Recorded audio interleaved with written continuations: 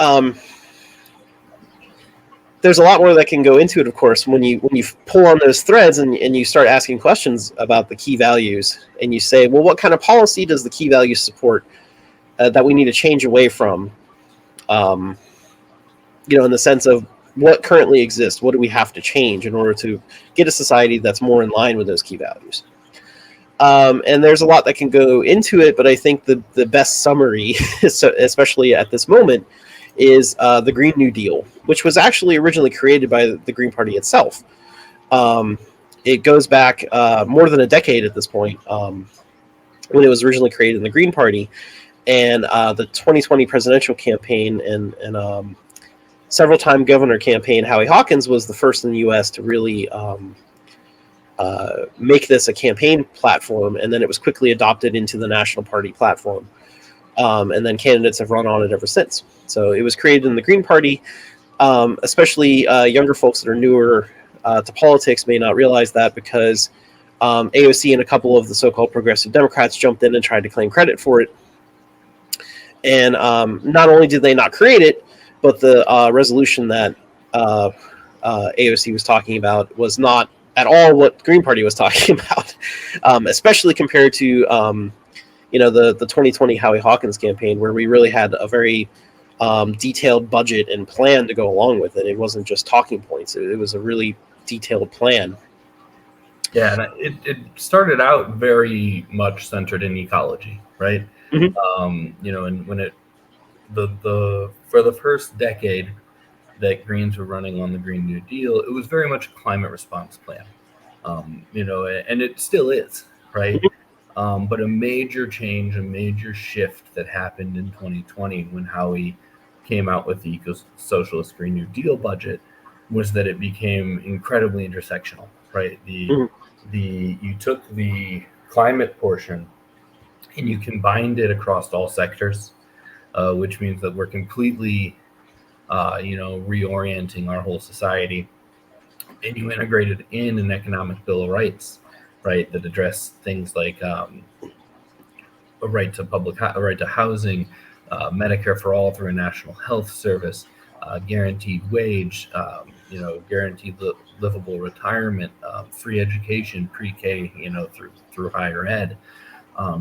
So for a long time, what the Green Party was talking about when it said Green New Deal was kind of siloed, right? It was a much needed climate proposal, right, that we're still not seeing, even though the Democrats in theory have total control right now. They're still not proposing anything near what's needed.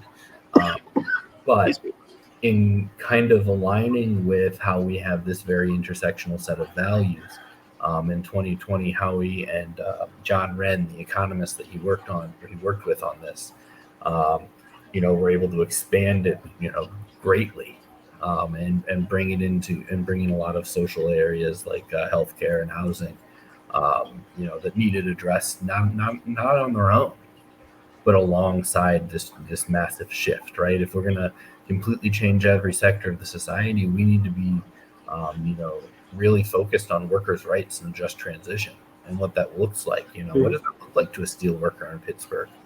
What does that look like to a coal miner in Central Illinois?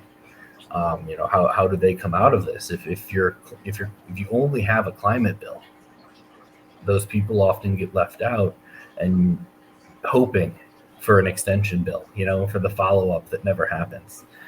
Because the way these things work in terms of political capital is usually that you pass the first bill and the follow-up never happens, right? Whether it be because they say that they just gave you something and they don't want to give you more, or they just don't have the political capital to push anything more through. The 2020 Green New Deal is going to be voted on soon, to incorporate it into the National Party's platform as an update, which we haven't been able to. We do that every 2 years, so it wasn't able to be updated before the presidential campaign. So I think that's the big shift that we saw with Howie in 2020, was making it this very broad intersectional program and platform, and then also putting numbers to it. Right. One problem Greens often have is they run on vague platitudes. right? We need Medicare for all. But what does that look like? How is that different from what the Democrats are proposing? And in 2020, we really were able to put out a policy platform that showed how it was substantively different, not just a little gradation left of Sanders and the Democrats, but calling for a completely different solution, completely different outcomes. And you mentioned AOC earlier. We can actually track the Green New Deal and its path to AOC. AOC's campaign manager in her first campaign when she ran for Congress and won.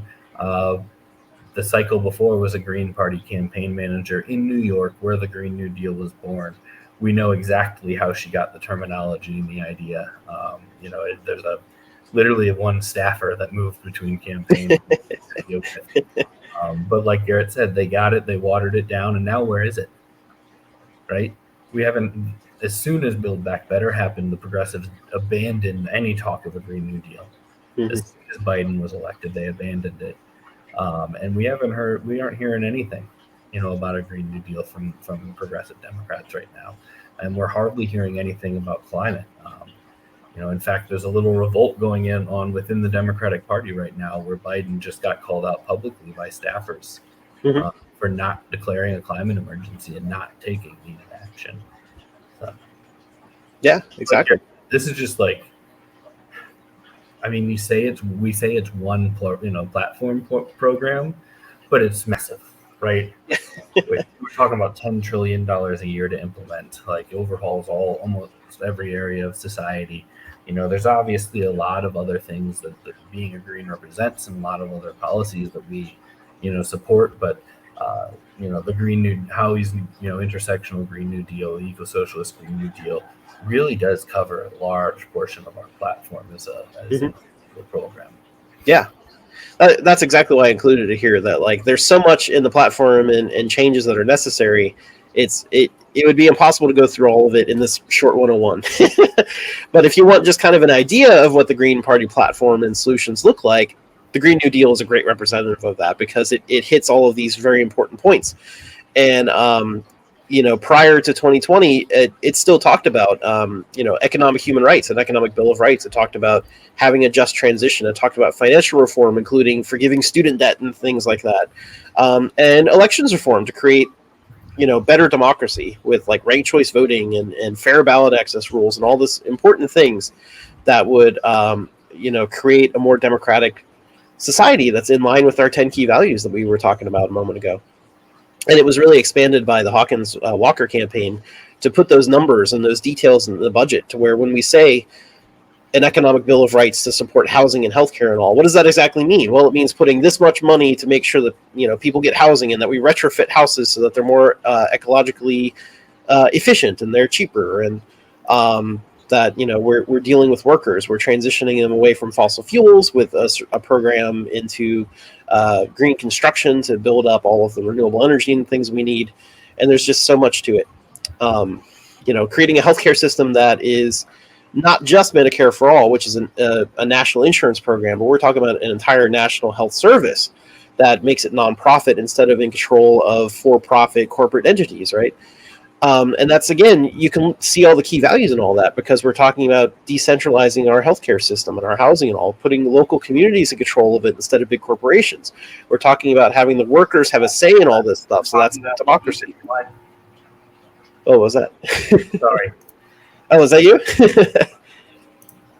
So, we have, I lost my kind of train of thought. Yeah, workers having a say in what, in how this program is implemented. So that's our grassroots democracy. We're taking care of workers as we go. We have, social justice.